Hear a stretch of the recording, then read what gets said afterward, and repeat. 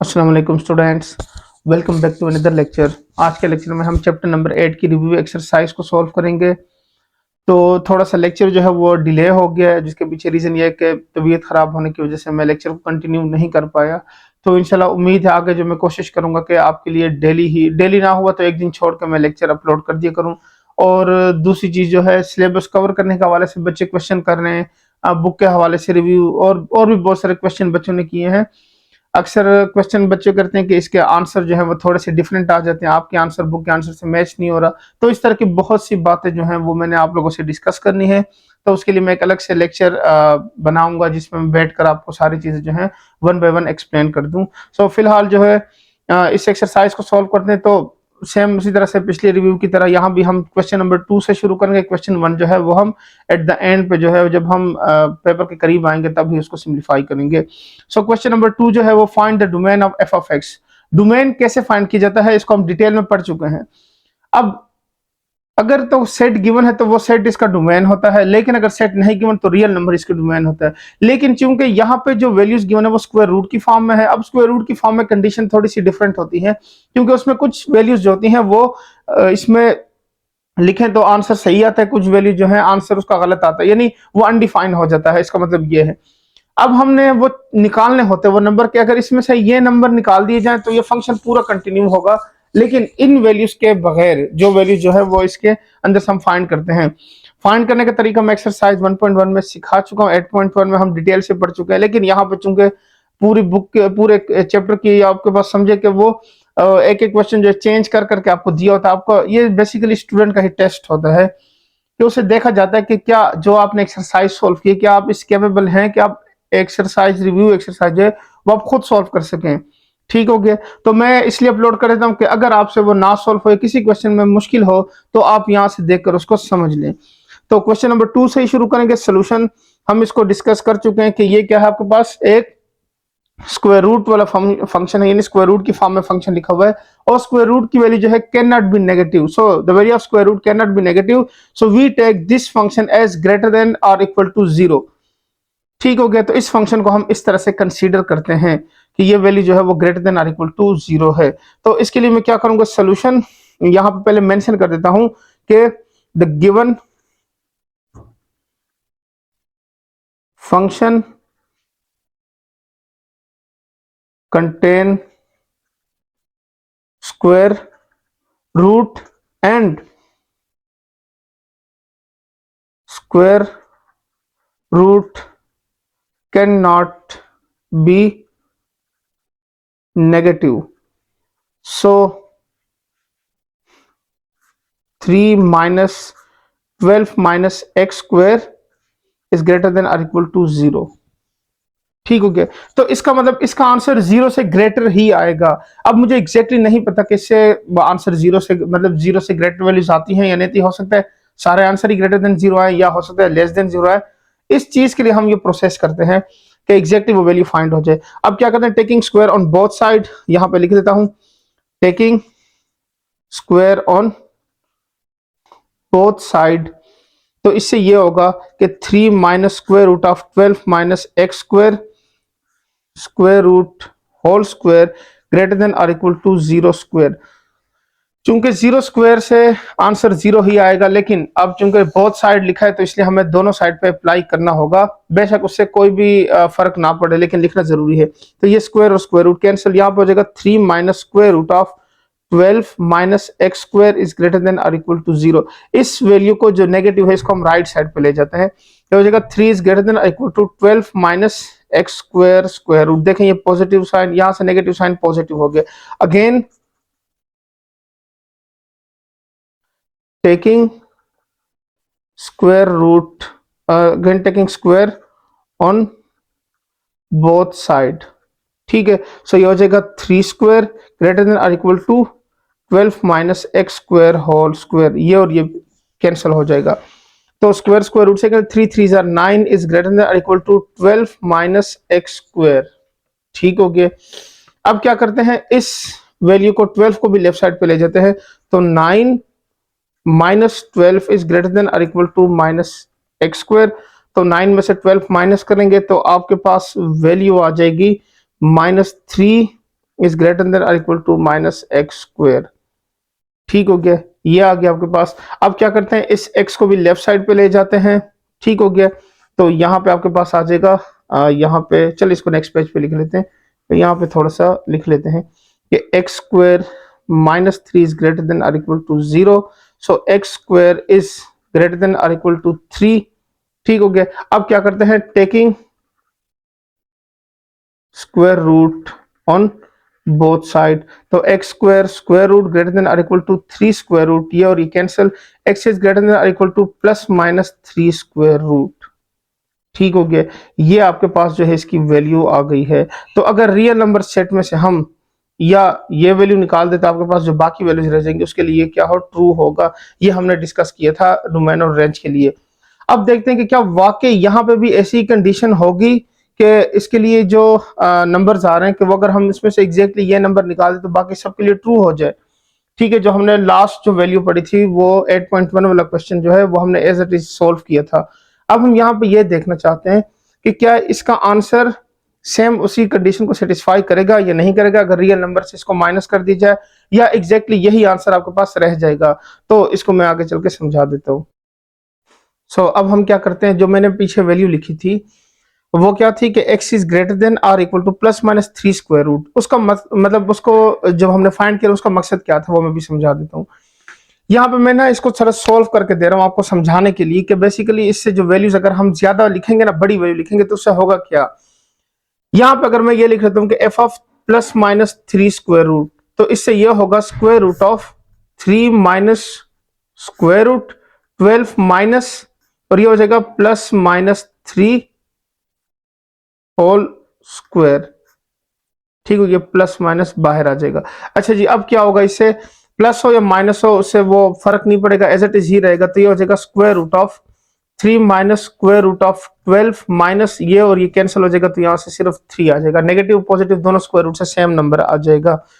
अच्छा जी, ये हो जाएगा square root of three minus nine square root आ जाएगा, और ये हो जाएगा square root of three minus nine square root से भी थ्री आ जाएगा।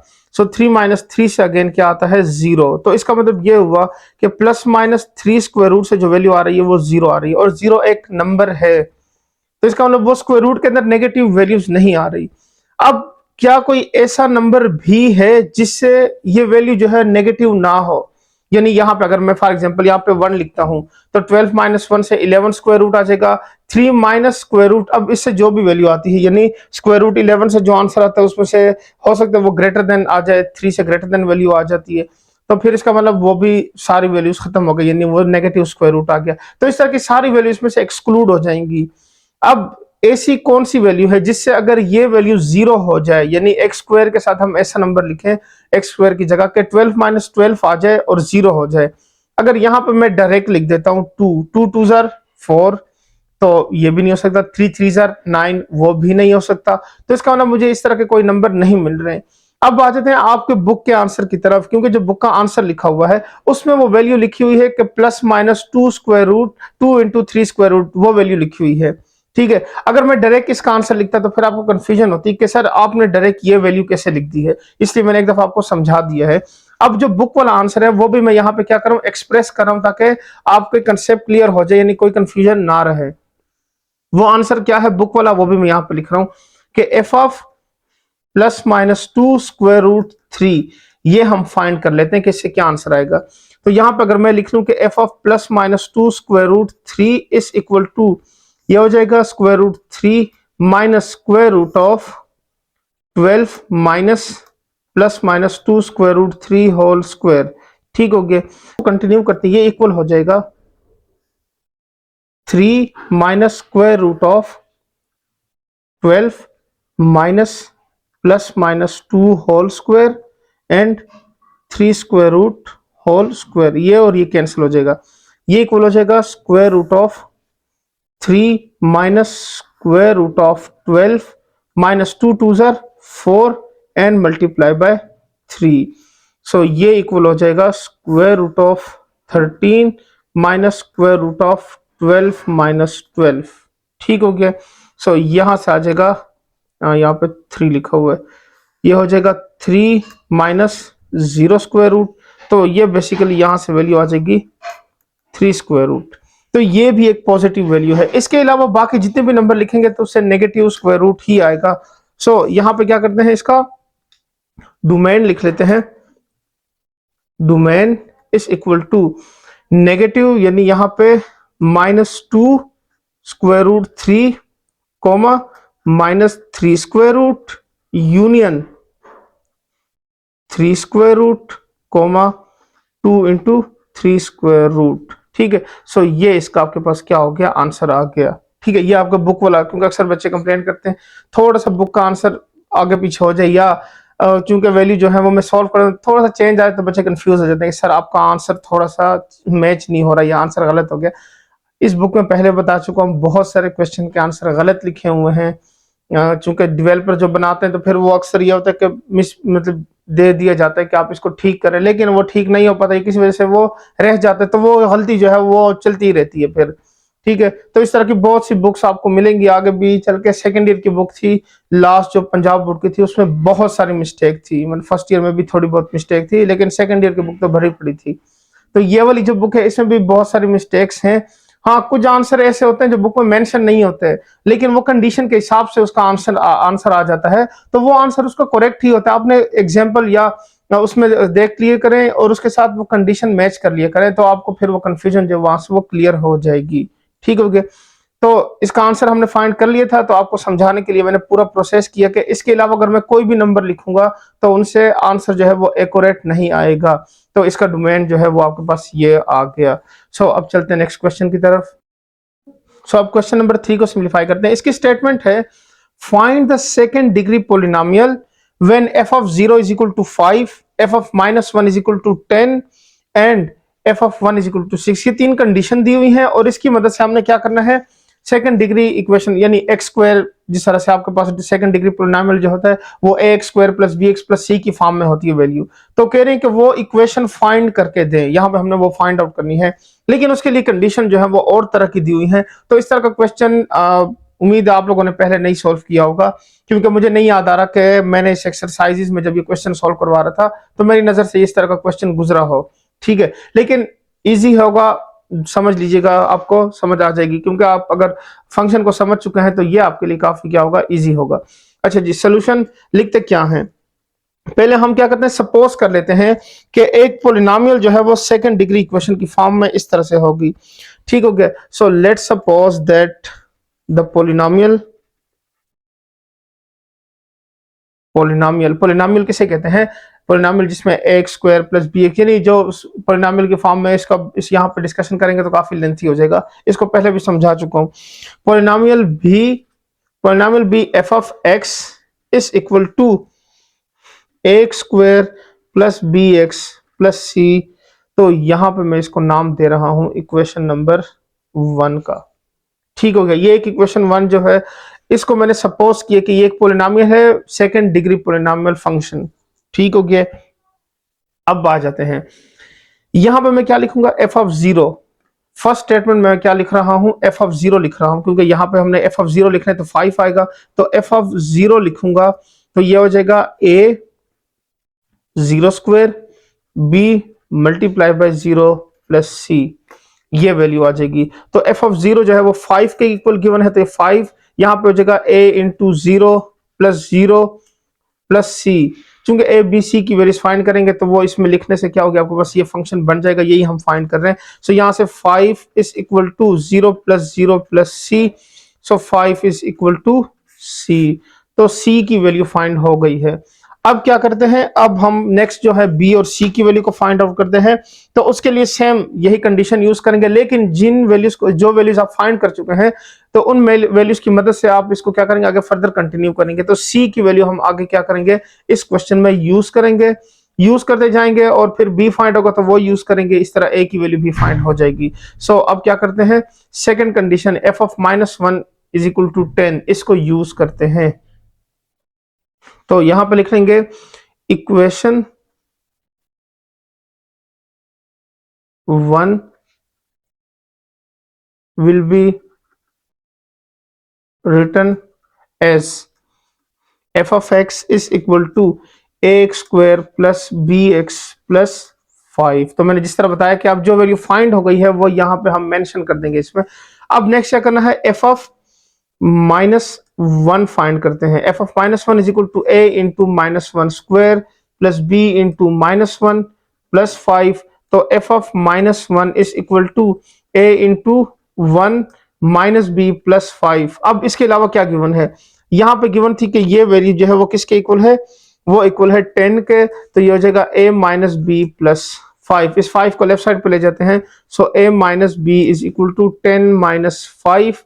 So implies that a minus b is equal to 5। अब मैं क्या करता हूं, इस इक्वेशन को जो अभी हमने ये वाली u फाइंड की है इसको मैं नाम देता हूं इक्वेशन नंबर 2 का। ठीक हो गया। सिमिलरली अब हम फाइंड करते हैं एफ ऑफ 1 को, तो वो भी सेम इसी तरह से हम इसको क्या करेंगे, फाइंड आउट करेंगे। तो यहां पर मैं लिख लेता हूं similarly f of 1 is equal to 6। ठीक है ना, तो ये फाइंड आउट करते हैं। तो इसके लिए क्या होगा, इसके लिए ये होगा कि f of 1 is equal to a into 1 square plus b into 1 plus 5। So ये इक्वल है 6 के, तो 6 is equal to a plus b plus 5। So a plus b is equal to 6 minus 5 implies that a plus b is equal to 1। So इसको मैं नाम देता हूं equation number 3 का। अब सिंपल क्या करूंगा, सब्ट्रैक्टिंग इक्वेशन 2 एंड 3। अगर ये लिखता हूं तो a और a कैंसिल हो जाएगा। अगर डायरेक्ट सॉल्व करता हूं तो एडिंग a इक्वेशन 2 एंड 3 तो b और माइनस b ये डायरेक्ट कैंसिल हो जाएगा। ठीक हो गया। तो यहां पे लिख लेते हैं adding equation 2 and equation 3 we get. So यहां पे वैल्यूज लिख लेते हैं a minus b is equal to 5, a plus b is equal to 1। तो चूंकि हम एडिंग कर रहे हैं तो यहाँ पे आपके पास ये प्लस एज इट इज ही रहेगा, ये कैंसिल हो जाएगा। a plus a 2a is equal to 6। So implies that a is equal to 3। ये 2 1 ज़ा 2, 2 3 ज़ा 6। तो इसको हम डायरेक्ट कैंसिल भी कर सकते हैं। अब ये जो वैल्यू है ये किसी भी इक्वेशन में लिखते हैं और आपके पास क्या होगी, b की वैल्यू फाइंड हो जाएगी। सो यहाँ पे लिख लेते हैं put in equation number 3। So ये हो जाएगा a plus b is equal to 1, 3 plus b is equal to 1, b is equal to 1 minus 3। So b is equal to minus 2। So b की वैल्यू जो है वो क्या हो गई है, -2 आ गई है। अब चूंकि वैल्यूज फाइंड हो चुके हैं और हमने इक्वेशन फाइंड आउट करनी थी, तो वो इक्वेशन जो है, सो नाउ इक्वेशन 1 उसको फाइंड करते हैं। Now using equation 1 f of x is equal to ax square plus bx plus c। तो ये हो जाएगा f of x is equal to a की वैल्यू लिखेंगे 3x square plus -2x plus 5। ठीक हो गया, ये आ गया आपके पास। तो यहाँ पे हम इसकी वैल्यू लिख लेते हैं f of x is equal to 3x square -2x plus 5 is the required equation. तो ये इसका सिंपल क्या हो गया, आंसर आ गया। यही हमने फाइंड करना था कि उन 3 कंडीशन की मदद से एक second order polynomial equation find करें। सो ये फाइंड हो चुका है। सो उम्मीद करता हूँ समझ आ गया होगा। इजी था, मुश्किल नहीं था। लेकिन अगर समझ ना आए तो इसकी 2 से 3 दफा प्रैक्टिस कर लीजिएगा या वीडियो को 2-3 दफा पीछे करके दोबारा देख लीजिएगा, तो उम्मीद है समझ आ जाएगी। लेकिन प्रैक्टिस जरूरी है, प्रैक्टिस कीजिएगा तो पहली दफा में ही समझ आ जाएगी। ठीक है, सब चलते हैं नेक्स्ट क्वेश्चन की तरफ। सो क्वेश्चन नंबर 4 की स्टेटमेंट है find the range of each of the following. 2 function दिए इसमें, इक्वेशन 1 और 2 2 क्वेश्चन दिए हुए हैं और उसमें कहा जा रहा है कि आप इसका रेंज फाइंड करें। लेकिन क्वेश्चन नंबर 1 की अगर स्टेटमेंट देखें तो इसमें लिखा हुआ है f of x is equal to x square plus 2 and x belongs to real number. इसका मतलब इसका डोमेन गिवन है कि वो रियल नंबर है, तमाम रियल नंबर इसका डोमेन है। अब हमने रेंज फाइंड करना है, तो आपको याद होगा रेंज फाइंड करने का मैंने सबसे आसान मेथड आपको सिखाया था। यहाँ पे मैं वही यूज करने लगा हूँ सोल्यूशन। यहाँ पे क्या करेंगे, let's suppose that y is equal to f of x, so implies that y is equal to x square plus 2। इसको लेफ्ट साइड पे ले आते हैं तो ये हो जाएगा y minus 2 is equal to x square, taking square root on both side. तो y minus 2 square root is equal to x square square root, ये और ये कैंसिल हो जाएगा। Implies that x is equal to square root y minus 2। अब क्या करते हैं, यहाँ पे ऐसा नंबर लिखते हैं जिससे इसका आंसर 0 आ, यानी आपको फर्स्ट वैल्यू मिल जाए। अगर मैं यहाँ पे 0 के अलावा कोई और नंबर, मतलब फॉर एग्जांपल मैंने 0 लिख दिया है, 0 माइनस 2 से माइनस 2 स्क्वायर रूट अनडिफाइंड, 1 लिख दें, 1 से भी अनडिफाइंड, 2 लिखेंगे तो 2 माइनस 2 से क्या होगा, 0 आएगा।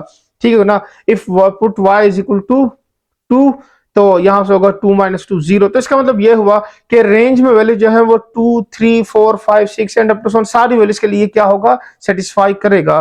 सो यहाँ पे रेंज इसका आ जाएगा, यहां पे लिखेंगे simple, range is equal to +2 से शुरू होगा और कहां तक होगा, इंफिनिटी तक जाएगा। ठीक है, तो ये जो 2 शामिल है इसके अंदर, मैंने आपको पहले बताया था कि ये ओपन इंटरवल क्लोज इंटरवल की कंडीशन, मतलब मैं डिटेल से पढ़ाई थी ये वाली चीज आपको एक्सरसाइज 8.1 में। अगर नहीं देखा तो वो लेक्चर देख लीजिएगा, उसमें ये वाला जो ओपन इंटरवल क्लोज इंटरवल को मैंने डिटेल से एक्सप्लेन किया हुआ है। तो इस टॉपिक को एक दफा लाजमी देख लीजिएगा। ठीक हो गया। तो जब ये ब्रैकेट, ये स्क्वायर ब्रैकेट है, तो इसका मतलब ये पॉइंट शामिल है और आगे इन्फिनिटी टाइम्स तक सारी वैल्यू शामिल है, तो यहाँ पे मैंने ओपन इंटरवल लिख दिया है। तो इन्फिनिटी, वैसे इन्फिनिटी जो टाइम जो है, इसका मतलब ये कि आगे जितने भी चाहे नंबर लिख सकते हैं। तो ये इसका बस क्या हो गया, आपके पास आंसर आ गया है। ठीक है। सो उम्मीद करता हूँ समझ आ गया होगा। आहिस्ता आहिस्ता चीज आपकी फिर से रिकवर होना शुरू हो जाए, क्योंकि जाहिर बात है इंसान जब आगे चला जाता है, नेक्स्ट एक्सरसाइज में जाता है, तो पीछे थोड़ा थोड़ा भूल जाता है।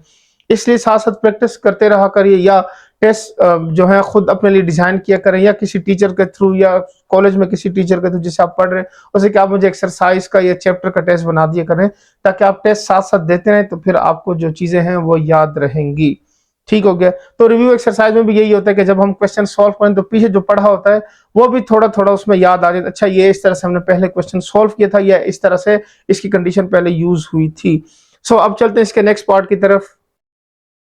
सो नेक्स्ट जो सेकंड पार्ट है उसमें लिखा हुआ है f of x is equal to x. तो ये तो बहुत ही इजी क्वेश्चन है, क्योंकि आइडेंटिटी फंक्शन है। यहाँ पे 1 लिखेंगे 1 आएगा, 0 लिखेंगे 0 आएगा, 2 लिखेंगे 2, 3 लिखेंगे 3, कुछ भी लिख दे यहाँ पे वही वैल्यू आएगी। ठीक हो गया। सो ये तो सिंपल आइडेंटिटी फंक्शन है, और आइडेंटिटी फंक्शन का डोमेन जो है वो रियल नंबर होता है, और रियल नंबर की जो भी वैल्यू लिखेंगे उससे वही आंसर आएगा। तो इसका मतलब जो इसका रेंज डोमेन है वही इसका रेंज भी है। सो या तो पहले डायरेक्ट आप लिख लें कि range is equal to R लिख लें, या इसको इस तरह से भी मेंशन कर सकते हैं। सोल्यूशन में कंडीशन वाइज लिख देता हूं यहां पे, the given function is an identity function and which is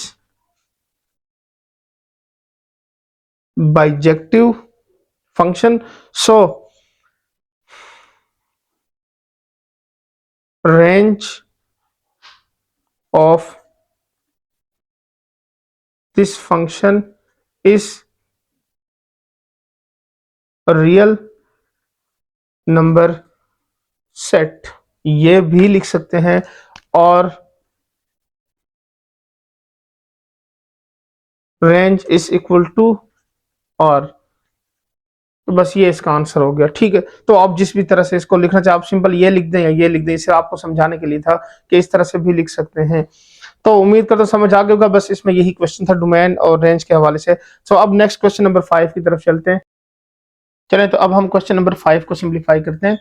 इसकी स्टेटमेंट है the function T which maps temperature in Celsius into temperature in degree Fahrenheit is defined by, यानी जो टेम्परेचर है उसको फ़ारेनहाइट से डिग्री में और उस सेल्सियस में कन्वर्ट करता है, उसका ना यहाँ पे फार्मूला लिखा हुआ है। अब ये कहने कि आप ना इनकी वैल्यूज फाइंड करें, यानी टी ऑफ 0, सी की जगह 0 लिखें, फिर देखें क्या आता है आंसर, फिर 28 लिखें, फिर -10 लिखें, और सी की वैल्यू फाइंड करें। अगर इससे टी ऑफ सी जो है वो 212 हो तो सी फाइंड करें। तो हम क्या करते हैं, बारी बारी जो है 1 बाय 1 जो है इन तमाम फंक्शन को फाइंड आउट करते हैं। तो फर्स्ट फंक्शन से शुरू करेंगे, गिवन दैट लिखेंगे और यहाँ से फर्स्ट फंक्शन से इसको शुरू करते हैं। तो फर्स्ट वैल्यू फाइंड करते हैं टी ऑफ 0, सोल्यूशन लिख लेते हैं। लिख लिया है, लेकिन इसके लिए मैं सोल्यूशन लिख रहा हूँ, ये तो क्वेश्चन का सोल्यूशन था, तो इसके लिए सोल्यूशन लिखूंगा t of 0 is equal to 9 by 5 multiply by 0 plus 32।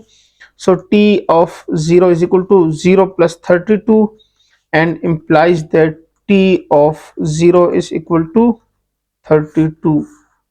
तो ये इसका क्या हो गया, आपके पास आंसर आ गया। तो ये फर्स्ट वैल्यू फाइंड हो गई है। सेकेंड वैल्यू में फाइंड करना है T of 28। So t of 28 को फाइंड आउट करते हैं। अब सिंपल वही इसको सॉल्व करते हैं। यहां पे लिखेंगे t of 28 is equal to 9 multiply by 28 divided by 5 plus 32। ठीक हो गया।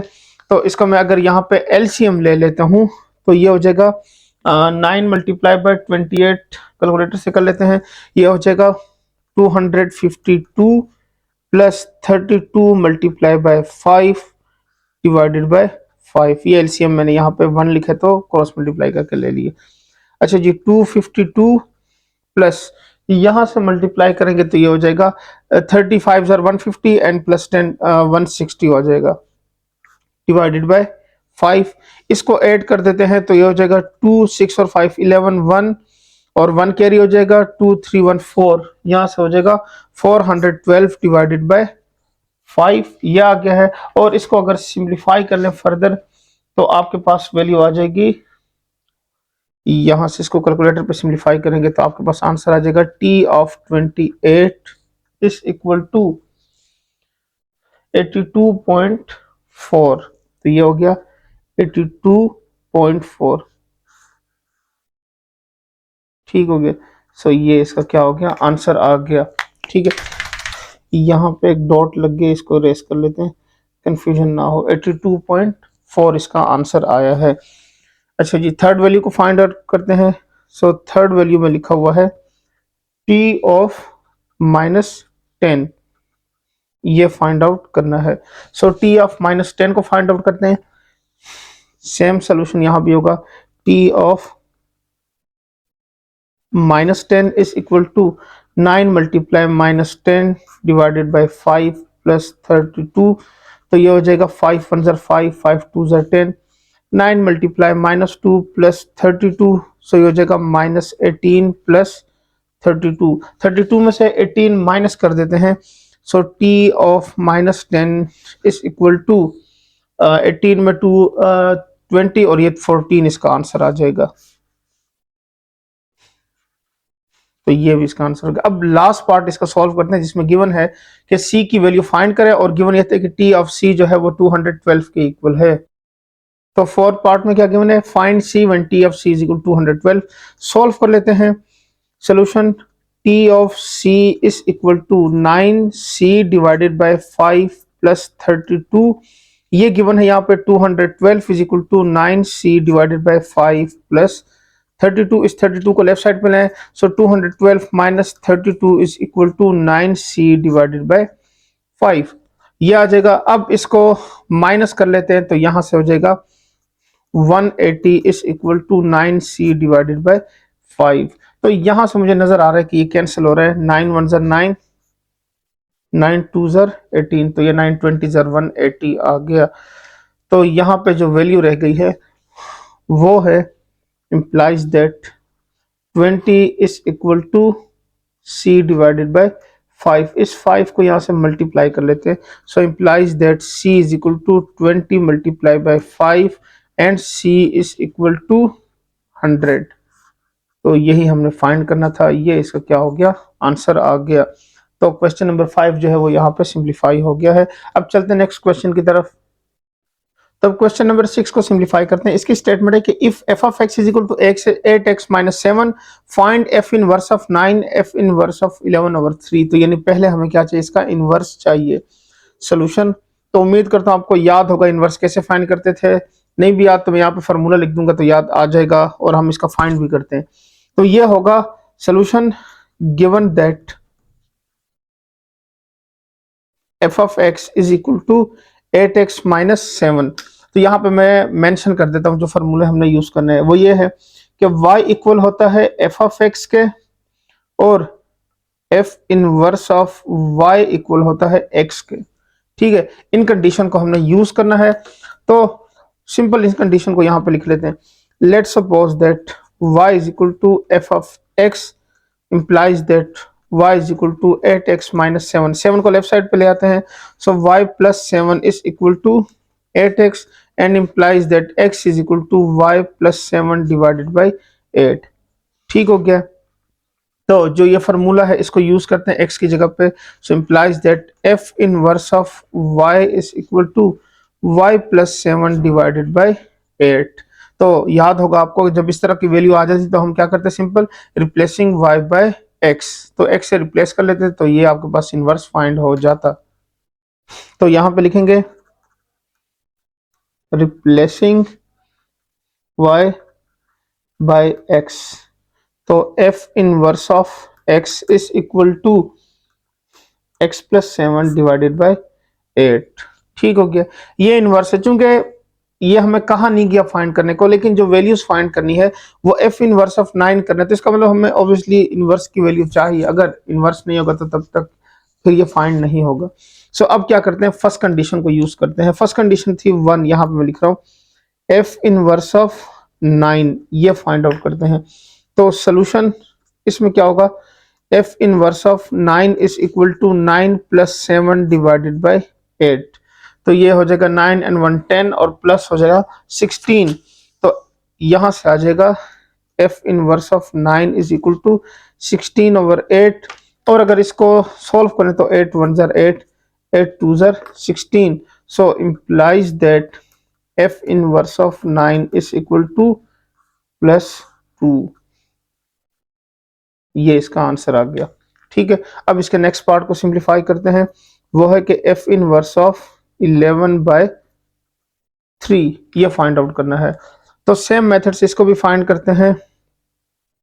f inverse of 11 by 3 is equal to 11 by 3 plus 7 divided by 8।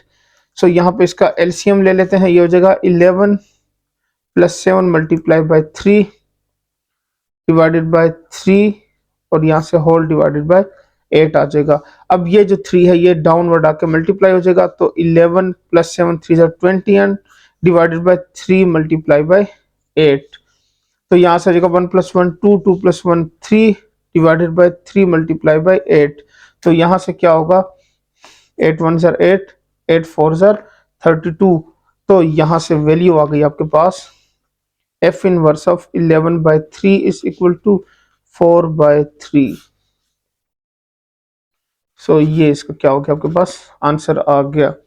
So यहाँ पे आपका जो क्वेश्चन नंबर 6 है वो भी सिंप्लीफाई हो गया। बहुत ही सिंपल एक्सरसाइज है रिव्यू वाली फिलहाल तक, क्योंकि इजी है, इसमें मुश्किल कुछ भी नहीं, लेकिन जो ग्राफ्स आ जाते हैं वो ग्राफ को ड्रा करना, उसको वैल्यूज निकालना, वो काफी ज्यादा जो है लेंथी हो जाता है। अदरवाइज वो भी इजी है, लेकिन अब ग्राफ का क्वेश्चन आगे आएंगे तो उसको सॉल्व करते हैं और फिर उसके बाद देखते हैं नेक्स्ट चैप्टर की तरफ। तो अब क्वेश्चन नंबर 7 को सिंप्लीफाई करते हैं। इसकी स्टेटमेंट है कि given that f of x is equal to x cube minus ax square plus bx plus 1 if f of 2 is equal to minus 3 and f of minus 1 is equal to 0, then find the values of a and b, ये find करनी है। तो इसको solve करते हैं। Solution same given that वही लिख लेते हैं, क्योंकि गिवन है तो यहाँ भी मेंशन कर लेते हैं कि given that f of x is equal to x cube minus a x square plus bx plus 1। ठीक हो गया। फर्स्ट वैल्यू जो है वो फाइंड करते हैं, f of 2 लिखते हैं, तो f of 2 is equal to 2 cube minus a into 2 square plus b multiply by 2 plus 1। So ये हो जाएगा 2 2 4 4 2 8 minus 2 2 4a plus 2b plus 1, और ये गिवन है किस चीज के, माइनस 3 के। So minus 3 is equal to 8 plus 1 9 minus 4a plus 2b, ये हो जाएगी इसकी वैल्यू। अब सिंपल क्या करते हैं, इन दो वैल्यूज को लेफ्ट साइड पे ले जाते हैं, तो ये हो जाएगा 4a minus 2b is equal to 9 plus 3। 3 यहाँ आ गया और ये दो वैल्यूज लेफ्ट साइड पे चली गई। यहाँ से 2 कॉमन ले लेते हैं, तो ये हो जाएगा 2a minus b is equal to 9 plus ये हो गया 12। और अब क्या होगा, यहां से सिंपल ये कैंसिल होगा, 2 1 जार 2, 2 6 जार 12। So 2a minus b is equal to 6, ये हो गई हमारी equation number 1। Similarly equation number 2 भी फाइंड करते हैं। उसमें क्या करना होगा, एफ ऑफ -1 लिखना होगा। तो ये हो जाएगा -1 cube a into -1 square plus b into -1 plus 1। तो -1 क्यूब से -1 माइनस a, और ये हो जाएगा -b प्लस 1, और यहां से आया था -1 इज इक्वल टू 0। तो यहाँ पे सिंपल क्या होगा, ये +1 एंड -1 कैंसिल हो जाएगा। तो अब आपके पास वैल्यू आ गई है 0 is equal to -a minus b। इन दो वैल्यूज को लेफ्ट साइड पे ले जाते हैं तो ये हो जाएगा a plus b is equal to 0। ठीक हो गया, ये हो गया इक्वेशन नंबर 2। अब इक्वेशन 1 और 2 को सिंपल ऐड कर दें तो आपके पास ये जो b की वैल्यूज हैं ये क्या हो जाएंगी, कैंसिल हो जाएंगी। तो यहाँ पे लिख लेते हैं adding equation 1 and equation 2 we get. So अब क्या करते हैं, इनकी वैल्यूज को लिख लेते हैं। तो इनकी वैल्यूज आ जाएंगी आपके पास 2a minus b is equal to 6, और यहां से हो जाएगा a plus b is equal to 0। ठीक हो गया, एडिशन हो रही है तो ये कैंसिल हो जाएंगे। 2a plus a, 3a is equal to 6, so implies that a is equal to +2। ये क्या होगा, 3 1 ज़र 3, 3 2 ज़र 6। सो इसे क्या करते हैं, पुट इन 2, इक्वेशन 2 में पुट कर लेते हैं। तो वो था a plus b is equal to 0, 2 plus b is equal to 0, so implies that b is equal to -2। तो ये इसके क्या हो गया, आपके पास आंसर आ गए। सो उम्मीद करता हूँ आपको समझ आ गया होगा, क्योंकि सिंपल सही क्वेश्चन था। इसमें जो असल क्वेश्चन है वो ग्राफ वाले ही हैं। ग्राफ असल क्वेश्चन का मतलब ये है कि थोड़े से लेंथी होते हैं, उसको प्रॉपर वैल्यूज फाइंड करना और उसके बाद ग्राफ पेपर पे उसको ड्रा करना, तो इसलिए वो थोड़ा सा लेंथी हो जाता है। अदरवाइज वो भी इजी ही है। सो नेक्स्ट चलते हैं क्वेश्चन नंबर 8 की तरफ। उसकी स्टेटमेंट है sketch the graph of the following. Question number 8। So sketch the graph of the following. Number 1, तो फर्स्ट वैल्यू गिवन है y is equal to -1/2x plus 3। ये वैल्यू गिवन है और इसका ग्राफ फाइंड करते हैं। सो सॉल्यूशन पता ही होगा आपको, क्या करते थे, पहला काम हमारा था बॉक्स को ड्रा करना।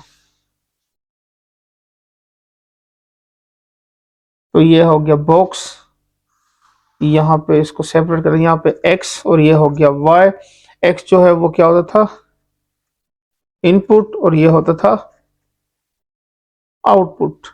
ठीक हो गया, तो यहाँ पे वैल्यू लिखते थे 0 1 एंड 2, फिर होगा -1 एंड -2। बस इतनी वैल्यूज काफी हैं। ठीक हो गया, सो अब क्या करते हैं, इनकी वैल्यूज फाइंड करते हैं। So y is equal to -1/2 multiply by 0 plus 3, so y is equal to 3। एक वैल्यू आ गई। y is equal to -1/2 -1 plus 3 minus minus plus, y is equal to ये +1/2 एंड +3। तो अगर इसको मैं डायरेक्ट कैलकुलेटर पे सॉल्व करके सिर्फ वैल्यूज लिख दूं, ये इसको सॉल्व भी कर सकते हैं इजीली। तो जिस तरह आपको इजी लगे आप इसको सिंप्लीफाई कर लें। ठीक है, 3 2 ज़र 6, 6 + 1 7, so y is equal to 7/2। और अगर इसको डिवाइड कर लेते हैं फर्दर तो इससे वैल्यू आ जाएगी 3.5। So y is equal to 3.5, ये आ गया। Again y is equal to -1/2 -2 plus 3 minus minus plus 2 और 2 ये कैंसिल हो गया। y is equal to -1 plus 3 and y is equal to 4। तो जो फाइंड हो गई हैं वो तो चलो लिख लेते हैं ना, 3 3.5 एंड 4। सो अब क्या करते हैं, 1 के लिए और उसके अलावा जो है +2 के लिए भी इसको फाइंड आउट कर लेते हैं। सो यहाँ पे इसको सेपरेट कर लेते हैं। y is equal to -1/2 multiply by 1 plus 3, so y is equal to -1/2 plus 3। यहां से इसको सॉल्व करेंगे तो ये हो जाएगा y इज इक्वल टू 3 2 6 -1, ये हो जाएगा 5/2 और ये इक्वल हो जाएगा 2 2 4 यानी 2.5। तो ये वैल्यू आ गई। नेक्स्ट है y is equal to -1/2 multiply by 2 plus 3, ये और ये cancel, y is equal to -1 plus 3 and y is equal to +2। So यहाँ पे ये वैल्यूज लिख लेते हैं। यहां से 2 आया है, यहां से आपके पास आया 2.5, यानी नेगेटिव की तरफ जाएंगे तो वैल्यू आहिस्ता आहिस्ता क्या हो रही है, बढ़ रही है। पॉजिटिव की तरफ जा रहे हैं तो वैल्यू आहिस्ता आहिस्ता क्या हो रही है, डिक्रीज यानी कम हो रही है। ठीक हो गया। तो हमें इतने पॉइंट्स आए थे जिससे ग्राफ बन सके, तो वो हमें पॉइंट्स मिल गए हैं। चूंकि सिंगल लाइन ही ड्रा करनी है तो इसलिए ये इजी है। बाकी जो है वो पैराबोला वाली शेप नहीं है, क्योंकि पावर जो है वो सिंपल एक्स लिखा हुआ, अगर स्क्वायर होता तो फिर हम पैराबोला वाली ओपन अपवर्ड या ओपन डाउनवर्ड उसको भी देखते। तो अब इसका ग्राफ ड्रा कर लेते हैं। तो यहाँ पे मैंने ग्राफ ड्रा कर लिया है। अब क्या करते हैं, जो पॉइंट्स हमने फाइंड किए थे वो यहाँ पे लिख लेते हैं। माइनस वाले नेगेटिव पॉइंट्स ने लिखे, ये हो गया -1 -2 और आगे -3 -4 एंड -5। यहाँ भी चलो मेंशन ही करना है तो ये हो जाएगा -1 -2 -3 एंड -4। तो अब करना क्या है, वैल्यूज को ड्रा करते हैं। चूंकि 0 से आया था 3, सो 0 से आएगा आपके पास 3, यानी ये लाइन यहां से शुरू हो रही है। ठीक हो गया। फिर नेक्स्ट पॉइंट क्या आया था, 1 से आया था 2.5, तो 1 से आया था 2.5 ये वाला पॉइंट। ठीक हो गया। 2.5 को मैं इस साइड पे लिख लेता हूं समझाने के लिए। अच्छा जी, नेक्स्ट पॉइंट क्या आया था, 2 से आया था +2, तो ये 2 से आएगा +2।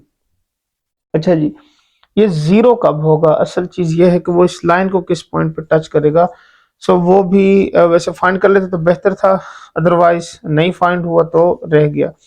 सो वो आपके पास आएगा, अगर क्वेश्चन के हिसाब से देख लें, -1/2x लिखा हुआ है, तो इसका मतलब अगर हम इसको 2/3 से मल्टीप्लाई कर लें, यानी 2 और 2 कैंसिल हो जाए, और नहीं 2/3 से नहीं होगा, तो इसकी वैल्यू फाइंड कर लेते हैं कि ये किस पॉइंट पे इसको टच करेगा। वो इनके दरमियान में ही कोई पॉइंट आएगा, छोटा सा पॉइंट, जो वो यहाँ पे क्या करेगा, इस लाइन को यानी क्रॉस करते हुए गुजर जाएगा। आगे पॉइंट्स लिखेंगे -1 से, तो वो आगे बहुत बड़ी बड़ी वैल्यूज आ जाएंगी। ठीक हो गया। सो ग्राफ ड्रा कर लेते हैं, चूंकि पॉइंट्स को ज्वाइन करना होता है और आपके पास ग्राफ की वैल्यू आ जाती है। चूंकि स्ट्रेट लाइन है तो ये इस तरह से यहाँ पे कहीं पे क्या होगी, इस ग्राफ की वैल्यू फाइंड हो गई है। ठीक हो गया। बस इतना काफी है, क्योंकि बस स्ट्रेट लाइन ही ड्रा करनी है, तो ये आपके पास सॉल्व हो गया। अदरवाइज अगर आपने पॉइंट प्रॉपर लिखना है तो ये वाला पॉइंट भी फाइंड कर लीजिएगा, यहाँ पे कहीं पे वो लाइन पे आएगा। ठीक हो गया। फाइंड करके देख लीजिएगा, ऐसे ही इसकी शेप जो वो इससे मिलती जुलती ही बनेगी। तो ये जो फंक्शन है ये क्या है, y is equal to -1/2x plus 3। ठीक हो गया। तो हमें यहाँ पे ऐसा नंबर चाहिए जिससे मल्टीप्लाई करें तो क्या हो, कैंसिल हो जाए। सो 2 1 2, 2 3 6, यानी यहाँ पे 6 लिखा हो तो फिर आपके पास यहाँ पे 3 आ जाएगा, -3 + 3 0। ठीक हो गया। तो यहाँ पे अगर हम 6 लिखते हैं, यानी ये 3 1 1.5 2 3 4 5 6, यानी इस तरह लिखते हैं, तो यहाँ पे 6 के ऊपर ना वो पॉइंट बेसिकली ये लाइन इस तरह से वहां पे कहीं निकल जाएगी, क्योंकि ग्राफ छोटा है तो इसलिए आपके पास इस तरह से शेप बनी है। यहाँ पे 6 वाला पॉइंट आएगा जब ये इस लाइन को टच करेगा। ठीक हो गया। तो बस ग्राफ ही ड्रा करना था, समझना था, इस तरह से ये लाइन आ गई आपके पास। अच्छा जी, अब चलते हैं इसके नेक्स्ट सेकंड पार्ट की तरफ। वो आपके पास लिखा हुआ है number 2, y is equal to -3x² x²। तो ये जो फंक्शन है ये क्या है, क्वाड्रेटिक फंक्शन है, पैराबोला वाला।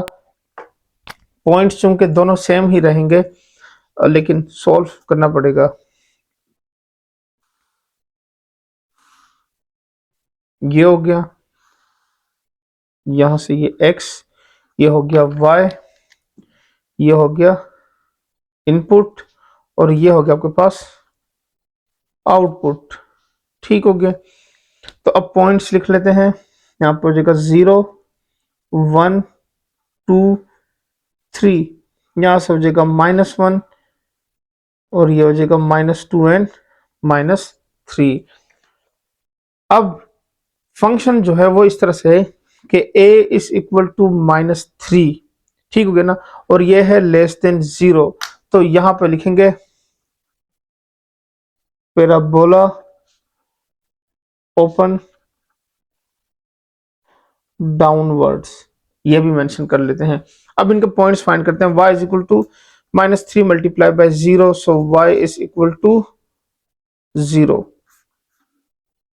एक value y is equal to -3 multiply by +-1 whole square, +1 हो -1 हो दोनों के लिए सेम आंसर है, इसलिए मैं यही लिख रहा हूँ।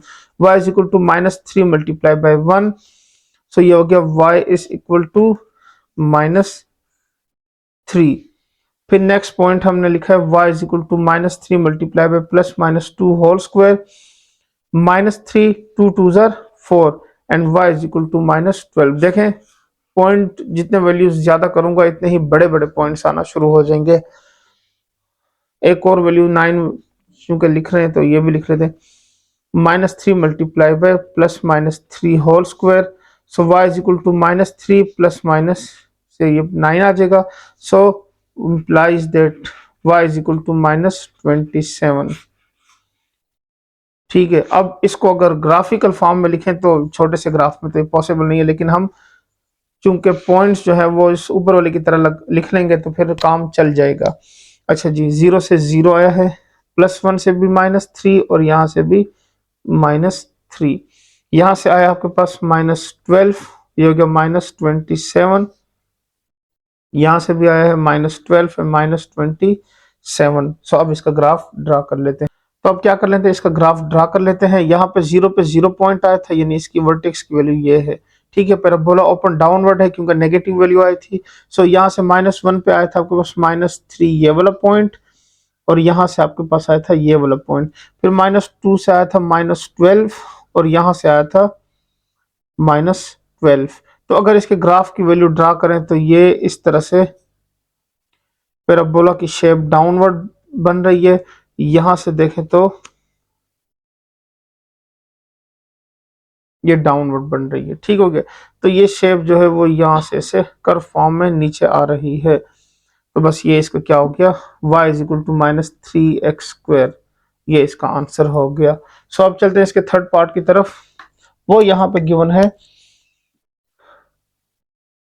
y is equal to 2x² -7x plus 3। So ये थर्ड पार्ट गिवन है। अब सोल्यूशन में सिंपल क्या करेंगे, पहला स्टेप वही रहेगा कि हम इसका क्या कर लेते हैं, टेबल ड्रा कर लेते हैं ग्राफ ड्रा करने के लिए। तो सोल्यूशन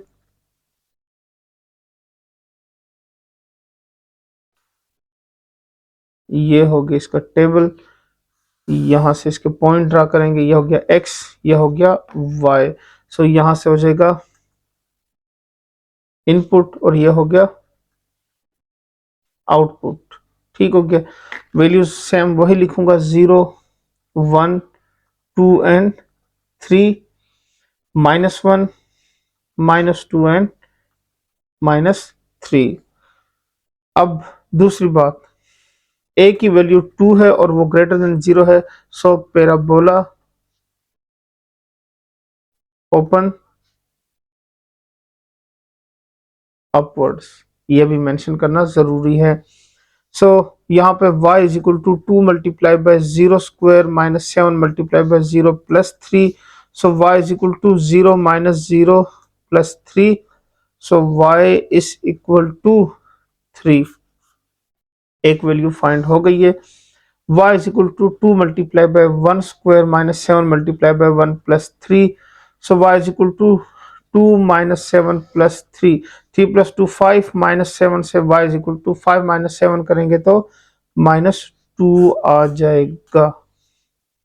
अच्छा जी, नेक्स्ट वैल्यूज को फाइंड करते हैं। So y is equal to 2 multiply by +2 square -7 into 2 plus 3, so y is equal to 2 multiply by 4 minus 14 plus 3, 4 2 जार 8, 8 और 3 11। So y is equal to 11 में से 14 माइनस करेंगे तो क्या आएगा, -3 आ जाएगा। ये भी आपके पास वैल्यू फाइंड हो गई। Next y is equal to 2 multiply by 3 square, 7 multiply by 3 plus 3। So y is equal to 2 into 9 minus 21 plus 3। So y is equal to 9 2 जार 18 माइनस 21 प्लस 3, 18 प्लस 3 से 21 minus 21। So y is equal to 0। So ये वाला point भी मिल गया है इसमें 0 वाला, यानी एग्जैक्ट हमें वर्टेक्स की वैल्यू मिल गई है। तो पैराबोला जो है वो इस पॉइंट से शुरू होगा। जो फाइंड किया पहले वो लिख लेते हैं। 0 से आया था 3, 1 से आया था -2, 2 से आया था -3 और यहाँ से आया है 0। अब हम ये वाले पॉइंट्स भी फाइंड करते हैं और उसके बाद उसका ग्राफ ड्रा करते हैं। So y is equal to 2 multiply by -1 square minus 7 multiply -1 और plus 3। y is equal to 2 multiply by यहाँ से 1 plus 7 plus 3, 7 10 11 12, y is equal to plus 12। तो वैल्यूज बढ़ना शुरू हो गई हैं। अच्छा जी, y is equal to 2 multiply by -2 square minus 7 multiply -2 plus 3, y is equal to 2 2 जार 4 प्लस 7 2 जार 14 प्लस 3। तो ये हो जाएगा 4 2 जार 8, 8 और 14 से आ जाएगा 22 plus 3, y is equal to 25। और लास्ट वैल्यू भी फाइंड कर लेते हैं। y is equal to 2 multiply by -3 whole square -7 multiply -3 plus 3। So y is equal to 2 multiply by 9 plus 7 3 जार 21 प्लस 3, 9 2 जार 18। सो ये हो जाएगा 18 प्लस 3, 21 एंड 21 प्लस 21 करेंगे तो क्या आ जाएगा 42। तो ये इसकी वैल्यूज आ गई हैं। इसको टेबल में लिख लेते हैं, ग्राफ पेपर लगाते हैं और वैल्यूज ड्रा कर लेते हैं। सो यहाँ पे मैंने वैल्यू लिख ली है 12, 25 एंड 42।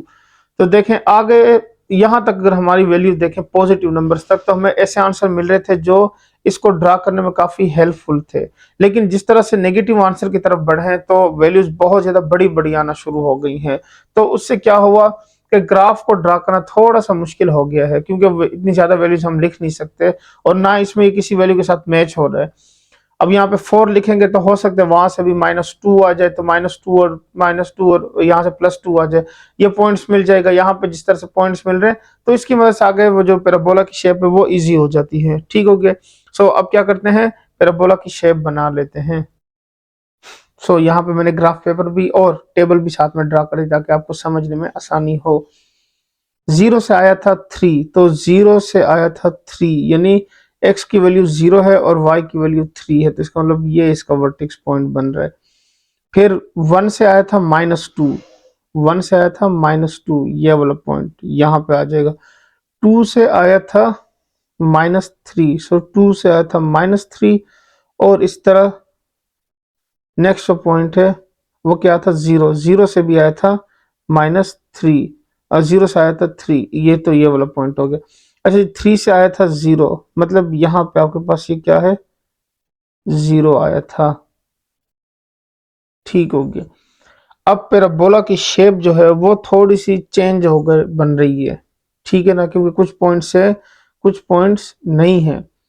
तो अगर सारे पॉइंट्स फाइंड कर लें तो फिर जाहिर बात है अब हमें एग्जैक्टली पता नहीं चलेगी इसकी शेप की वैल्यू, क्योंकि एग्जैक्टली कहाँ से कहाँ तक जाएगी, क्योंकि यहाँ पे पॉजिटिव वैल्यूज आ रहे हैं, कुछ नेगेटिव आ रहे हैं।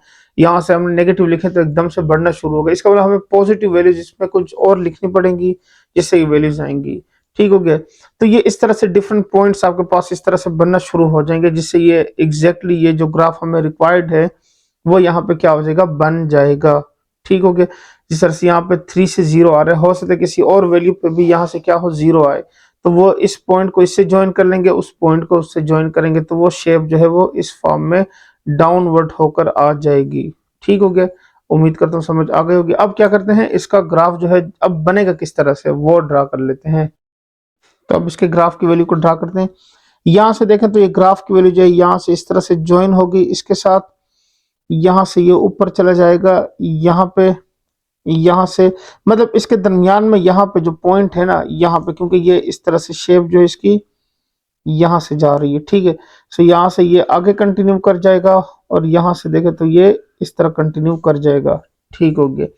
तो ये वैल्यू आपके पास बन गई y इज इक्वल टू, आप क्वेश्चन लिख लेते हैं, ये था 2x square minus 7x plus 3, तो ये उसकी फॉर्म है। तो ये हमने उसकी शेप को ड्रा कर लिया है, ठीक है। यानी यहाँ पे वो पॉइंट आ रहा है, ये हो गया 1/2, ठीक है, जिससे 0 आता है आपके पास। तो इस तरह से वो पॉइंट जो है वो, इसलिए मैंने कहा था कि आप इसको कैलकुलेटर से फाइंड कर लीजिएगा तो आसानी हो जाएगी। शेप जो है वो इस तरह से आपके पास बन जाएगी, क्योंकि पैराबोला ओपन अपवर्ड था, तो वो जो शेप है वो इस तरह से ऊपर की तरफ जो है वो ओपन हो जाएगी, ठीक है। सो उम्मीद करता हूँ ये क्वेश्चंस क्लियर हो गए होंगे, क्योंकि ये पहले भी हम ड्रा कर चुके हैं। अब जो नेक्स्ट क्वेश्चन है, क्वेश्चन नंबर 9, वो भी सेम इसी से रिलेटेड है। तो उसमें एक तो हमने एक्सरसाइज जो है 8.2 के अकॉर्डिंग जो है क्वेश्चन है वो ज्यादा दिए गए हैं उसमें, यानी 2 ही सवाल हैं। एक जो था उसके अंदर हमने वो पढ़ा था मेथड, शायद आप लोगों को याद हो, फैक्टर्स वाला, एक वो क्वेश्चन दिया गया और एक सिंपल इसी से मिलता जुलता क्वेश्चन है। तो उसको लिखते हैं और इसको सिंप्लीफाई करते हैं। तो अब क्वेश्चन नंबर 9 को सिंप्लीफाई करते हैं। इसकी स्टेटमेंट है, sketch the graph of the following y is equal to x square plus 2x minus 3। ये वाला जो क्वेश्चन है ये रिलेटेड है एक्सरसाइज 8.3 के साथ। मुझे लगा 8.2 के साथ होगा, लेकिन ये वो 8.3 वाले मेथड से इजीली सॉल्व हो जाएगा। अब उसमें हमने कौन सा मेथड पढ़ा था वो यहाँ पे मैं आपको समझा रहा हूँ। पहले solution y is equal to, इसको हम कन्वर्ट करते हैं किस फॉर्म में, फैक्टर्स की फॉर्म में।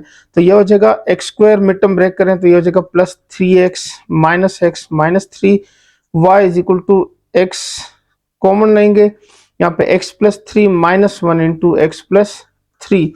सो y is equal to x plus 3 x minus 1। ये आपके पास क्या है, इसकी वैल्यू आ गई है। अब क्या करते हैं, अब इसको कंपेयर करते हैं, कंपेयरिंग विद द नेक्स्ट जो है स्टेप, हम शायद आप लोगों को थोड़ा थोड़ा याद आ रहा हो। तो ये जो क्वेश्चन थे हम सारे इसी मेथड से ही सॉल्व किया करते थे, कंपेयरिंग करते थे P of x minus p x minus Q वाले फॉर्म के साथ, फिर उसमें से पी और क्यू की वैल्यू यानी एक्स इंटरसेप्ट वाई इंटरसेप्ट पूरी सारी वैल्यूज आ जाती थी। तो अब क्या करते हैं, now comparing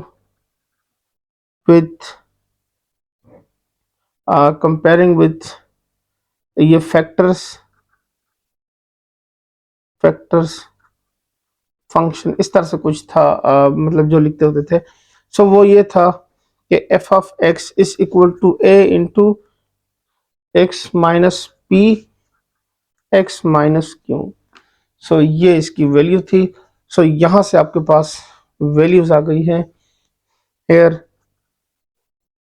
A is equal to 1, p is equal to -3 and Q is equal to 1। ये वैल्यूज हो गई हैं। और उसके अलावा जो है यहां से हमारे पास जो है वो एक्स इंटरसेप्ट भी आ गए, तो यहाँ पे मेंशन कर लेते हैं, hence the point of x intercept और -3 एंड 0, 1 एंड 0। ठीक हो गया।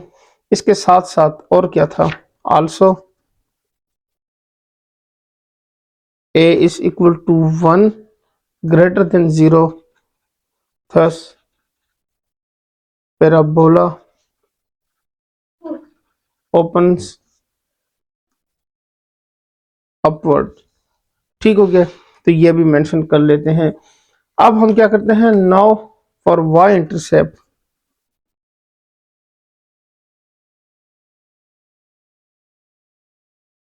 y इंटरसेप्ट फाइंड करते हैं।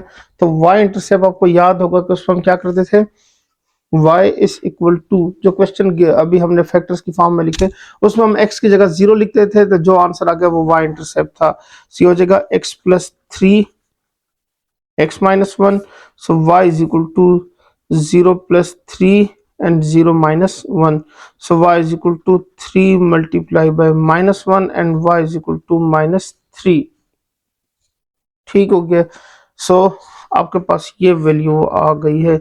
अब मेंशन कर देंगे, मेंशन क्या करेंगे, hence the point of y intercept is 0 and minus 3, ये अब मेंशन कर लेते हैं। तो यहाँ पे लिखेंगे hence the point of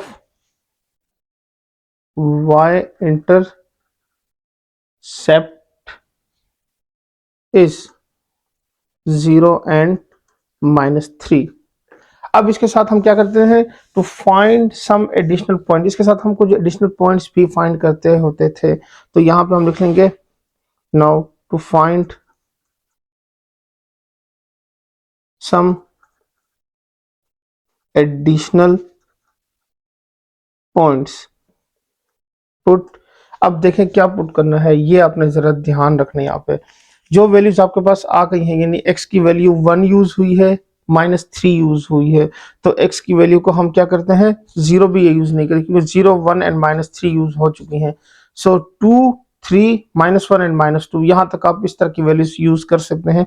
so put x is equal to +2, ठीक है। So implies that y is equal to 2 + 3 and 2 minus 1. So y is equal to 2 plus 3, 5 multiplied by 1. So implies that y is equal to 5. तो point आपके पास यहां से बन जाएगा, x की value 2 तो यहां से आ गया 5। Again put x is equal to 3, so implies that y is equal to 3 plus 3, और यहां से हो जाएगा 3 minus 1. So y is equal to 3 plus 3, 6, 6 multiplied by 2, so implies that y is equal to 12। तो पॉइंट आ गया 3 and 12। अब इस तरह से -1 and -2 के लिए भी फाइंड कर लेते हैं। So put x is equal to -1 implies that y is equal to -1 plus 3 and -1 minus 1. So y is equal to 2 into -2, so implies that y is equal to -4। तो पॉइंट आ गया -1 and -4। और इस तरह से last point जो है, put x is equal to -2, so implies that y is equal to -2 plus 3, -2 minus 1, so y is equal to 1 multiplied by -3, y is equal to -3। So ये हो गया -2 एंड -3। इस तरह से इसके पॉइंट फाइंड हो गए हैं। अब इन पॉइंट्स को हम क्या कर लेते हैं, टेबल में ड्रा कर लेते हैं। ये टेबल हो गया आपके पास, यहां से ये x, यहां से हो गया y। तो x जो है वो क्या होता है, इनपुट की वैल्यूज होती हैं, y जो है वो आउटपुट की वैल्यूज होती हैं। सो यहां से जो वैल्यूज हमने लिखी हैं वो लिख लेते हैं, 0, 1, 2, 3, यहां से हो जाएगा -1, -2 एंड -3। सो 0 से आंसर आया था -3, ठीक हो गया। फिर उसके बाद क्या था, उसके बाद आंसर आया था 3 से भी 0 आया था, और 1 से भी 0 आया था, 0 आया था, ठीक, -3 से 0 आई थिंक आया था, क्योंकि 3 से वैल्यू आई है 12। सो 3 से 1 एंड 2 ये हो गया। 2 से आंसर आया है 5, और -1 से आया है -4, और यहाँ से आया है -3। सो ये जो पॉइंट्स है ये हमने फाइंड कर लिए हैं। अब सिंपल क्या करते हैं, पैराबोला को यहाँ पे ड्रा कर लेते हैं। सो ग्राफ पेपर लगाते हैं और पैराबोला को ड्रा करते हैं। सो इसका ग्राफ पेपर मैंने लगा लिया है। इनके पॉइंट्स को ड्रा करते हैं। 0 से आया है -3, तो 0 से आया है -3, मतलब यहाँ से आपका पैराबोला शुरू होगा। 1 पे आया है 0, और 3 पे आया है, यानी -3 पे 0 आया है, तो ये 2 पॉइंट्स है जहां से पैराबोला टच करके जाएगा। फिर -1 से आया है 4, मतलब डाउनवर्ड चला गया है। -2 से भी आया है -3, इसका मतलब यहाँ पे आएगा। तो इस तरह का क्वेश्चन हम पहले भी सॉल्व कर चुके हैं। अच्छा जी, 2 पे आया है 5 और 3 पे 12, यानी आगे ऊपर ही की तरफ ही वैल्यूज हैं। तो यहाँ से ये इस तरह से यहाँ ज्वाइन हो जाएगा, इसको यहाँ से ऐसे ज्वाइन करके ये अपवर्ड डायरेक्शन में, और ये ऐसे अपवर्ड डायरेक्शन में आपके पास शेप बन जाएगी। तो यही शेप हमने फाइंड आउट करनी थी, तो वो फाइंड हो चुकी है। मेंशन कर देंगे जो कंडीशन गिवन थी, यानी जो क्वेश्चन गिवन था वो क्या था, y is equal to x square plus 2x minus 3। So ये इसका क्या हो गया, आपके पास आंसर आ गया। तो उम्मीद करता हूँ आपको एक क्वेश्चन समझ आ गया होगा। अच्छा, इसका जो दूसरा पार्ट है वो मैं सॉल्व नहीं करूंगा क्योंकि इससे मिलता जुलता है, सो वो आपने खुद सॉल्व करना है। ठीक हो गया। तो इसके बाद लास्ट जो क्वेश्चन है उसमें भी दो पार्ट्स गिवन है, उसमें भी मैं एक जो है वो सेकंड वाला सॉल्व कर दूंगा। उसमें चूंकि स्क्वायर लिखा हुआ है तो इसलिए उसमें पैराबोला और वो दूसरी शेप आ जाएगी, तो इसलिए वो इजी हो जाएगा। तो इसका मैं क्वेश्चन नंबर 10 का भी सिर्फ सेकंड वाला सॉल्व करूंगा, फर्स्ट वाला जो है उसका आपने सॉल्व करना है। अगर कहीं पे लगा आपको कि नहीं समझ आया तो मुझसे दोबारा पूछ लीजिएगा, वो फिर मैं दोबारा अपलोड कर दूंगा सॉल्व करके। लेकिन वो इसलिए मैं नहीं कर रहा ताकि मिलते जुलते हैं, आप खुद उसकी प्रैक्टिस कर लें एक दफा। तो अब क्वेश्चन नंबर 10 को सिंप्लीफाई करते हैं। अच्छा जी, इसका मेथड हम पहले पढ़ चुके हैं डिटेल से। इसको y के इक्वल लेते हैं, इसको भी y के ही इक्वल लेते हैं और उसकी मदद से हमने सोल्व किया था। इसको सोल्व करने के दो तरीके हैं, या तो इसकी मिड टर्म ब्रेक करके फैक्टर बना लें और फिर इसको सिंप्लीफाई कर लें, या डायरेक्ट जो है इसमें पॉइंट्स लिख के ग्राफ की मतलब वैल्यूज निकाल लें और उसके बाद फिर इसको सिंप्लीफाई कर लें। क्योंकि आपके पास जो ग्राफ में पॉइंट्स आएंगे वो इस तरह से आएंगे कि कुछ पॉइंट्स इसके और इसके कॉमन आएंगे, ये लाजमी होता है। और वही पॉइंट जो कॉमन आते हैं वो पॉइंट्स ऑफ इंटरसेक्शन होते हैं। अब वैसे तो हम इसके पॉइंट डायरेक्ट भी फाइंड कर सकते हैं, लेकिन चूंकि क्वेश्चन में मेंशन है तो find the point of intersection graphically of the following, यानी ग्राफ बना के और फिर आपने फाइंड आउट करना है। तो उसके लिए जरूरी कि हमें इसको पूरा जो है वो सिंप्लीफाई ही करना होगा। तो सॉल्व करते हैं solution. Let's suppose that y is equal to f of x, so y is equal to x square minus x minus 2। अब मैं क्या कर रहा हूँ, इसको डायरेक्ट ग्राफिकल फॉर्म में जो है लिखने के लिए मैं इसके डायरेक्ट पॉइंट्स फाइंड कर लेता हूँ। ठीक हो गया।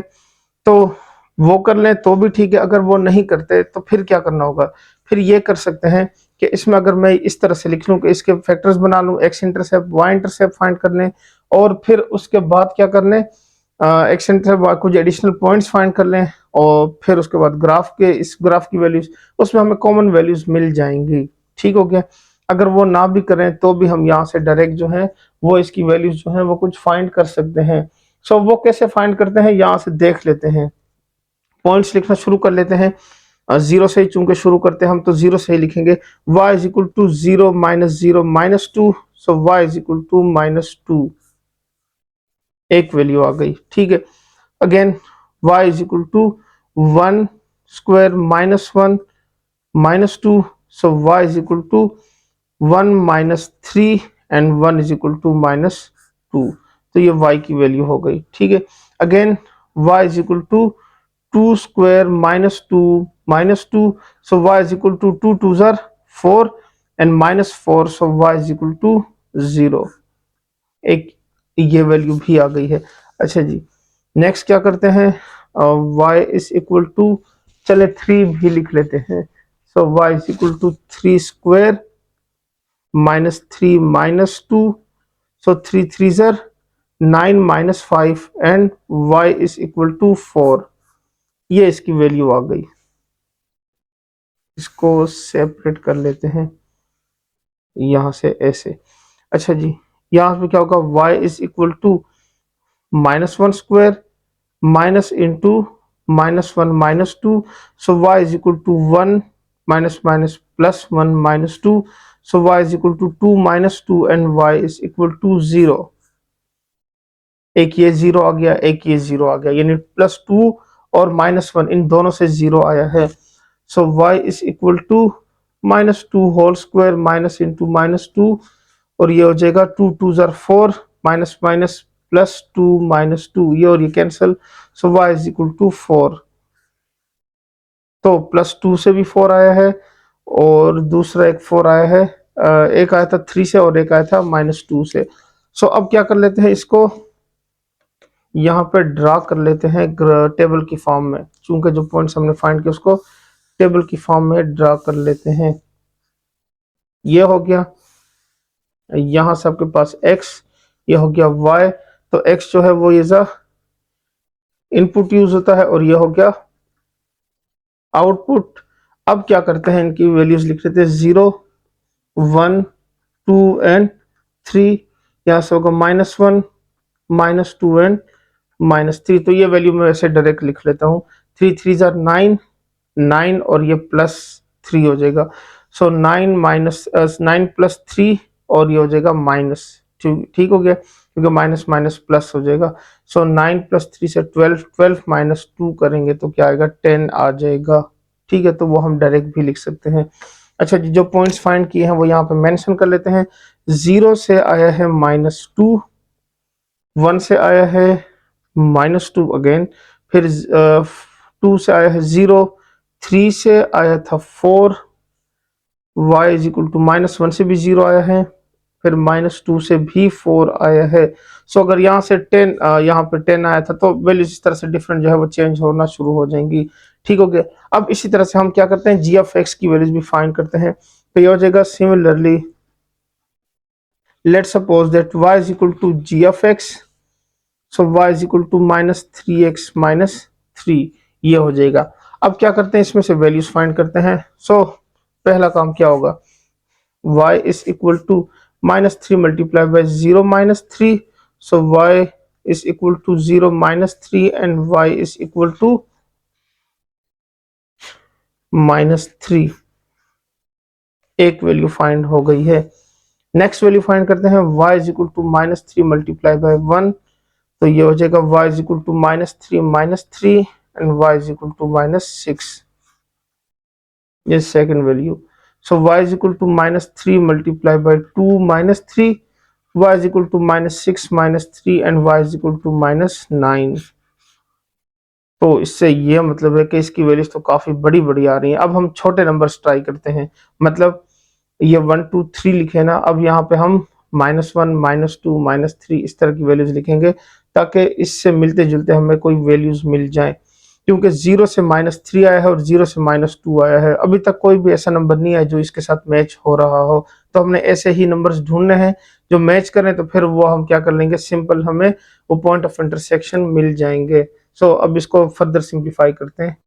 सो y is equal to -3 -1 -3, so y is equal to minus minus plus 3 -3, so y is equal to 0। ठीक है, ये पॉइंट मिल गया है। यानी -3 एंड 0 कुछ हद तक कॉमन आना शुरू हो गए, यानी वैल्यूज इस तरह से मिलती जुलती आएंगी। y is equal to -3 into -2 -3, y is equal to 3 2 jar 6 -3, so y is equal to +3, ये एक वैल्यू आ गई। y is equal to -3 multiply by -3, so ये हो गया 3 3 जार 9 -3, so y is equal to 6, ये भी पॉइंट आ गया। अच्छा जी, नेक्स्ट पॉइंट जो है वो हम लाइन ड्रा करेंगे तो हमें उसी से हिसाब से क्या होगा, उसके वो पॉइंट जो है वो मिल जाएगा। अच्छा जी, अब इसको क्या करते हैं, टेबल ड्रा कर लेते हैं और उसके पॉइंट जो है वो मेंशन कर लेते हैं कि जो दोनों में कॉमन पॉइंट्स आए हैं वो पॉइंट ऑफ इंटरसेक्शन एक ही लाइन को टच करते हुए गुजर रहे हैं, तो वो पॉइंट्स हमने लिख लेने हैं। अच्छा जी, सो अब क्या करते हैं, पैराबोला की शेप को देख लेते हैं वो ओपन किस डायरेक्शन में है। सो ए की वैल्यू ग्रेटर देन 0 है तो पैराबोला ओपन अपवर्ड डायरेक्शन, यहाँ पे इसको पहले मेंशन कर लेते हैं। ये हो गया x, y, ये हो गया इनपुट, ये हो गया आउटपुट। ठीक हो गया, तो वैल्यूज हमने लिखी थी अगेन 0 1 2 एंड 3, -1 -2 एंड -3। तो आंसर आए थे, 0 से आया था हमारे पास -3, ये आया था 1 से आया था -6। ठीक हो गया, फिर आया था +2 से -9, और अगर 3 लिखते तो 3 3 जार -9 और -12 आ जाता यहाँ पे। ठीक हो गया, और इसी से अगर यहाँ पे -1 लिखे तो आ गया 0, फिर आ गया है -2 से 3 और ये हो गया 6, ये इसकी वैल्यू हो गई है। सो अब क्या करते हैं, hair a is equal to 1 greater than 0, so parabola open upwards। ठीक हो गया, सो अब ग्राफ पेपर लगाते हैं, इसके ऊपर इसकी वैल्यूज फाइंड कर ली हमने। ग्राफ पेपर लगाते हैं, पॉइंट्स ड्रा करते हैं और पॉइंट ऑफ इंटरसेक्शन लिख लेते हैं। सो अब क्या करते हैं, इसके ग्राफ को ड्रा कर लेते हैं। पहले पैराबोला की शेप को ड्रा करेंगे, तो वो जो शेप थी वो इस तरह से बनी थी कि 0 पे आया था -2, तो ये हो गया -2, यहाँ से इसको 0 पे आया था -2। फिर नेक्स्ट वैल्यू आई थी 1 के ऊपर, 1 के ऊपर भी आई थी -2, तो 1 के ऊपर भी आई है -2, यहाँ से ये वाला पॉइंट। फिर आया है 2 के ऊपर 0, यानी ये वाला पॉइंट आ जाएगा। फिर आएगा आपके पास -1 के ऊपर 0, तो यानी ये वाला पॉइंट हो गया। अच्छा जी, नेक्स्ट पॉइंट क्या है, 3 के ऊपर 4 आया है, सो ये 3 है और यहाँ से ये वैल्यू एकदम से यहाँ चली जाएगी। और इसी तरह से -2 से भी क्या आया था, 4 आया था, ये वैल्यू यहाँ चली जाएगी। तो इन पॉइंट्स को ज्वाइन कर लेते हैं और शेप आपकी इस तरह से ये बन गई। यहाँ से इसको ज्वाइन करें तो शेप आपकी ये बन जाएगी। ठीक हो गया, इस तरह से कर्व शेप है, लेकिन थोड़ा सा ग्राफ जो है वो गलत हो गया। अच्छा जी, ये आपके पास ये बन गया। अब इसका जो पॉइंट कॉमन पॉइंट था वो क्या है, 1 एंड 0, यानी जो लाइन हम ड्रा करेंगे वो लाइन इस तरह से है कि वो 1 एंड 0, ये वाला पॉइंट जो है वो इसका कॉमन पॉइंट आ रहा है। बाकी जो वैल्यूज आ रही है वो टोटली डिफरेंट है, यानी 0 के ऊपर आया है -3, तो 0 पे आया है -3, ये वाला पॉइंट हो गया। ठीक हो गया। फिर नेक्स्ट आया है 1 के ऊपर -6, सो 1 के ऊपर -6 यानी वो और भी यहाँ पे नीचे करके कहीं पे वैल्यू आ जाएगी। फिर आपके पास क्या है, -2 के ऊपर 3 आया है, -2 के ऊपर 3, -2 के ऊपर 3, ये वाला पॉइंट यहाँ पे। ठीक हो गया। तो ये जो पॉइंट है ये बेसिकली इस लाइन को इस तरह से ना टच करके गुजर रही है। ठीक हो गया, ग्रीन वाली लाइन अगर आपको नजर आ जाए तो इस तरह से ना इस पैराबोला को एक ही पॉइंट पर टच करके गुजर रही है। सो इनका जो पॉइंट ऑफ इंटरसेक्शन है यहाँ पर लिखने, so the point of intersection is -1 and 0, जो दोनों में कॉमन आ रहा है, क्योंकि मैंने काफी वैल्यूज इसकी फाइंड की है लेकिन कोई भी पॉइंट जब वो कॉमन नहीं आ रहा था। सो यहाँ पे लिखेंगे the line is tangent on parabola. ठीक हो गया, यानी एक ही पॉइंट पे उसको छू कर गुजर रही है। ठीक है, ये वाला जो इनका कॉमन पॉइंट आ रहा है, तो इस लाइन जो इसको छू कर इसके साइड साइड से गुजर रही है, तो बस यही हमने फाइंड आउट करना था, ये इसका आंसर आ गया। सो यहाँ पे आपकी एक्सरसाइज जो है, रिव्यू एक्सरसाइज, वो क्लियर हो गई है। बाकी 2 सवाल जो है, एक हो गया 9 का सेकेंड वाला पार्ट और एक 10 का फर्स्ट वाला, वो मैंने आपके लिए छोड़ा है, वो आपने इसको सिंप्लीफाई करना है। अगर ना सॉल्व हो तो मुझसे पूछ लीजिएगा, मैं दोबारा इसको कर दूंगा। तो यहाँ पे लेक्चर को मैं एंड कर रहा हूँ। उम्मीद करता आपको सारे पॉइंट्स क्लियर होंगे, सब कुछ समझ आ गया होगा। ना भी कुछ समझ आए तो मुझसे दोबारा पूछ सकते हैं। तो यहाँ पे लेक्चर को एंड कर रहा हूँ, मिलते हैं नेक्स्ट लेक्चर में, तब तक के लिए इजाजत है, अल्लाह हाफिज।